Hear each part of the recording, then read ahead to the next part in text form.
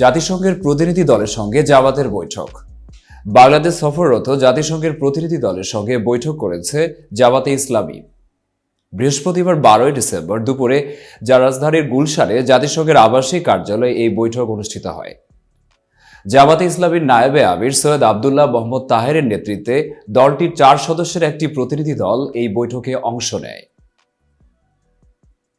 বৈঠক শেষে সৈয়দ আবদুল্লাহ মোহাম্মদ তাহের সাংবাদিকদের বলেন, বাংলাদেশের বর্তমান পরিবর্তিত পরিস্থিতি, বিশেষ করে চলমান বিচার প্রক্রিয়া, বাংলাদেশের উন্নয়ন, অগ্রগতি, গণতন্ত্র এবং নির্বাচনের বিষয়ে মতবিনিময় হয়েছে।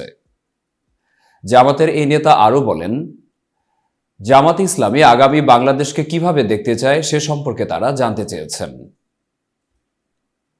আমরা দলের পক্ষ থেকে আমাদের অবস্থান তুলে ধরেছি। বিচারের ব্যাপারে আমরা বলেছি, অপরাধী যারা আছে তাদের বিচার হতে হবে।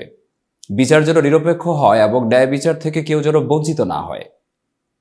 আন্তর্জাতিক অপরাধ ট্রাইব্যুনালে যেসব বিচার হবে তা যেন আন্তর্জাতিক মানের হয় সে সম্পর্কেও আমরা আলোচনা করেছি।